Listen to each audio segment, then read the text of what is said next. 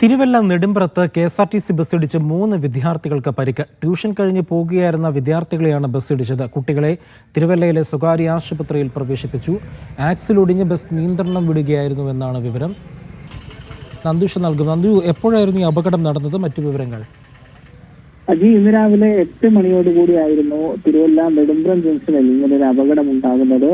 ആക്സിലൊടിഞ്ഞ KSRTC bus നിയന്ത്രണം വിട്ട് 5 വിദ്യാർത്ഥികൾക്ക് നേരെ പാഞ്ഞു കയറുകയായിരുന്നു. ഈ 5 കുട്ടികളും സൈക്കിളിൽ സഞ്ചരിക്കുകയായിരുന്നു. അവർ ട്യൂഷൻ കഴിഞ്ഞ് വീട്ടിലേക്ക് മടങ്ങും വഴിയായിരുന്നു അപകടം ഉണ്ടായത്. ഇതിൽ 3 വിദ്യാർത്ഥികൾക്കാണ് പരിക്കേറ്റത്. ആരുടെയും പരിക്ക് ഗുരുതരമായിരുന്നില്ല. ഒരാൾക്ക് തലയ്ക്ക് ചെറിയ മുറിവേറ്റിട്ടുണ്ട്. ഇവരെ തിരുവല്ലയിലെ സ്വകാര്യ മെഡിക്കൽ കോളേജ് ആശുപത്രിയിൽ പ്രവേശിപ്പിച്ചിരുന്നു. പ്രാഥമിക പരിശോധനയ്ക്ക് ശേഷം ആരുടെയും പരിക്ക് ഗുരുതരമല്ല എന്ന് വ്യക്തമായതോടെ ഇവരെല്ലാം ആശുപത്രിയിൽ നിന്നും മടക്കി വീടുകളിലേക്ക് അയച്ചിട്ടുണ്ട്. ഏതായാലും ആക്സിൽ ഒടിഞ്ഞതാണ് ഇത്തരത്തിലൊരു അപകടത്തിന് കാരണമായതെന്നാണ് പറയുന്നത്. ഫാസ്റ്റ് പാസഞ്ചർ ബസ്സായിരുന്നു. ഈ ബസ് അറ്റകുറ്റപ്പണികൾക്കായി തിരുവല്ലയിലെ KSRTC ഡിപ്പോയിലേക്ക് മാറ്റിയിട്ടുണ്ട്. ശരി, നന്ദുഷയാണ് വിവരങ്ങൾ നൽകിയത്.